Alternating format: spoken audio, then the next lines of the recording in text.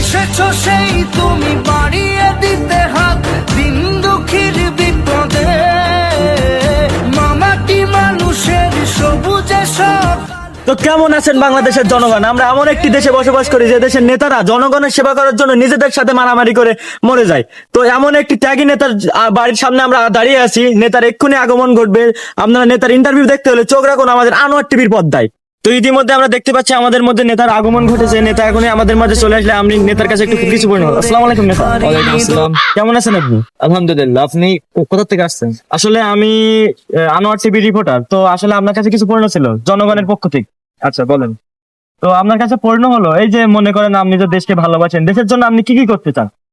দেশের জন্য এই যে দেশের জনগণ হচ্ছে এত দুঃখ কষ্ট, এই দুঃখ কষ্ট আমি দেখবো না বলে, জনগণের পাশে থাকবো বলেই আমি এই বিরোধী দলের কত লোকের মারলাম, মেরে ফেললাম কত লোকের। সেগুলো তো আমরা জানি আপনি কেমন ত্যাগী নেতা। তো আপনি কিভাবে গরিব দুঃখী মানুষের কিভাবে সেবা যত্ন করতে চান? এই যে আমার এলাকায় এত গরিব মানুষ, সেই মানুষের দুঃখ কষ্ট ঘোচানোর জন্যই তো আমি আসছি। এই এত কিছু, এত দূর আসলাম কেন? আমি কি চাই? আমি নেতাই, আমি কি চাই? আপনি আসলে চান লাল শার্ট, আপনি কি চান আপনি ভালো জানেন।